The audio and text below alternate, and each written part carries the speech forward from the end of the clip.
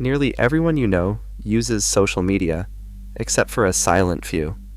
The psychology of people that don't use social media reveals a hidden group defined not by fear of missing out, but by greater inner peace, self-security, and independence.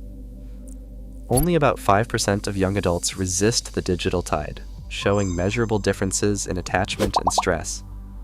But what exactly sets them apart, and what do their lives look like from the inside? Three distinct types of social media non-users shape the quiet minority in a hyper-connected world. Decliners are those who once participated in the digital stream, but decided to step away. Their reasons often trace back to personal turning points, a period of burnout, a mental health struggle, or a moment of clarity about what constant connectivity was costing them. Maya belongs to this group. After years of scrolling, she logged off for good, following a winter marked by anxiety and sleepless nights. For decliners, the decision is rarely impulsive. It comes after weighing the effects of digital life on their own peace of mind. Some people, though, never joined social media at all. The never joined often grew up in households where screens were limited or actively discouraged. Their parents might have chosen alternative schooling paths, like Waldorf education, or filled afternoons with sports, music, or crafts instead of devices. These individuals learn to build friendships and find entertainment offline, sometimes navigating the challenge of being different among peers who organize their lives around group chats and stories. Their sense of self often forms without the constant mirror of online comparison. A third path belongs to digital minimalists. This group includes those who participate in offline-first subcultures, analog photographers, Zen practitioners, and indie musicians, who cultivate community through shared rituals, physical tools, and face-to-face gatherings. For them, connection means mailing newsletters, meeting in dark rooms, or meditating together, not broadcasting updates to a virtual audience. They aren't necessarily anti-technology, but they are deliberate about what they let into their lives. While each group arrives at non-use from a different direction, their daily routines and social worlds look very different from the mainstream. Some, like Maya, remember the pull of notifications and the pressure to perform. Others, raised outside the digital current, never felt that pull in the first place. Digital minimalists, meanwhile, build rich offline networks that thrive on presence and ritual. These archetypes reveal that opting out of social media is not a single story, but a spectrum of choices shaped by upbringing, values, and lived experience. Maya's story, like that of many social media non-users, is shaped by traits that run deeper than preference or habit. Psychologists have found that people who abstain from social platforms often score higher on conscientiousness. This trait shows up as careful planning, self-discipline, and a tendency to weigh choices before acting. Maya's journals from her college years reveal color-coded schedules and a steady routine, habits that helped her resist the unpredictable pull of notifications. Conscientiousness acts as a kind of shield, making it easier to set boundaries and stick to them, even when everyone else seems to be online. Lower extroversion is another thread running through the lives of many non-users. While social media thrives on constant connection, non-users are less likely to seek out large groups or public attention. Instead, they often value a handful of close relationships, preferring long walks with a friend or quiet evenings with family over group chats and comment threads. Maya describes feeling more energized by a single meaningful conversation than by dozens of digital interactions. This preference doesn't signal isolation. It reflects a comfort with solitude and a focus on quality over quantity. Research also points to lower neuroticism among non-users. These individuals tend to be less reactive to stress and less likely to dwell on negative feedback or perceived slights. Without the constant stream of curated updates and online comparisons, Maya noticed her anxiety waning. She no longer measured her worth against filtered images or viral posts, and the pressure to perform faded into the background. Secure attachment, often rooted in early family life, plays a quiet but powerful role. People with secure attachment styles, like Maya, grew up with caregivers who were responsive and consistent. This foundation fosters trust and a sense of self-worth that doesn't depend on external validation.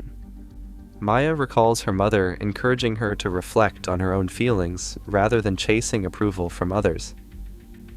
These early lessons echo in adulthood, making it easier to resist the lure of likes and followers. At the heart of these traits lies internal validation, a confidence that comes from within.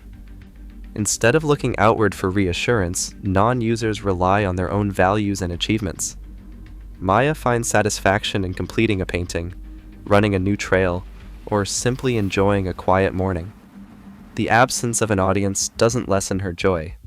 For many non-users, this sense of internal validation forms the bedrock of their resilience, allowing them to move through a connected world without feeling compelled to join the digital crowd. Behind every scroll and swipe, social media platforms rely on a carefully engineered system of rewards.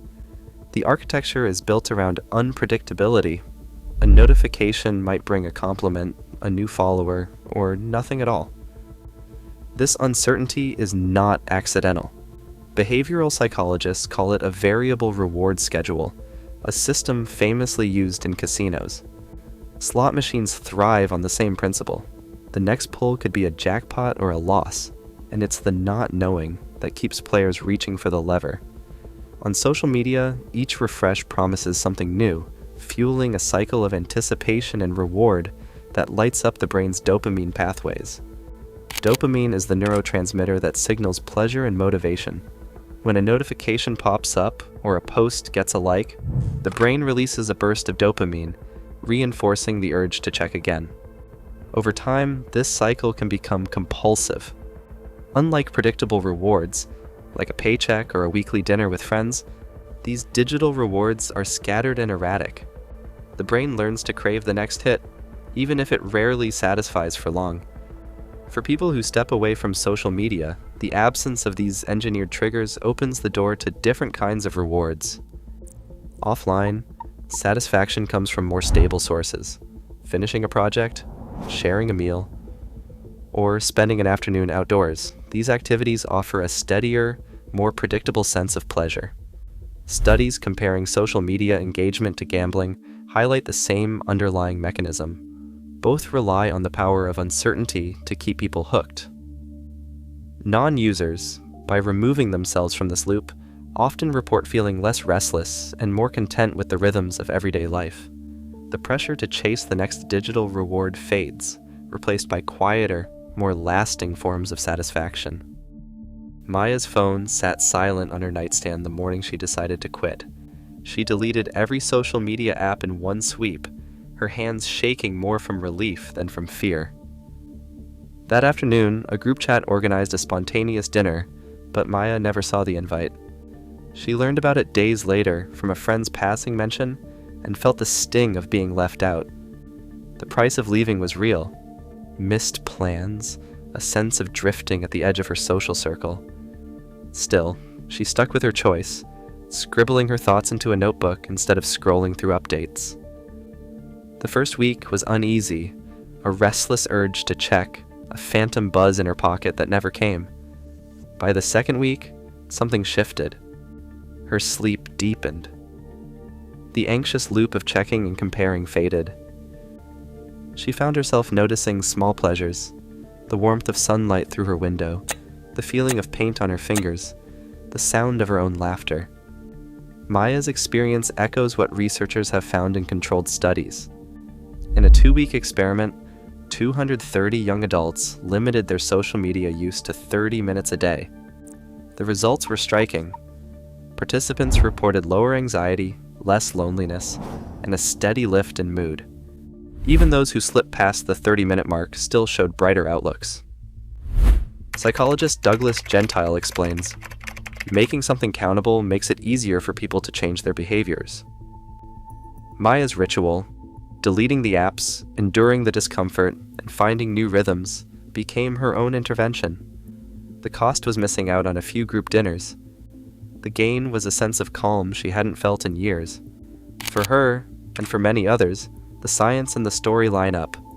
Stepping back from the digital crowd can clear space for a different kind of peace. As of 2023, more than 95% of young Americans use at least one social media platform, yet a small minority, like Maya, choose a different path. Research presented here confirms that non-users tend to score higher in conscientiousness and internal validation, with lower levels of neuroticism and extroversion.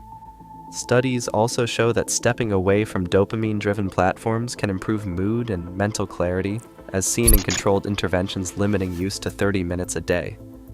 However, it remains unclear why some people are drawn to abstention while others are not, and the long-term effects of non-use are still being studied. What is known? Those who opt out often report a greater sense of peace and autonomy, grounded in measurable personality traits and supported by empirical evidence. The psychology of social media abstainers continues to challenge assumptions about connection and well-being in the digital age.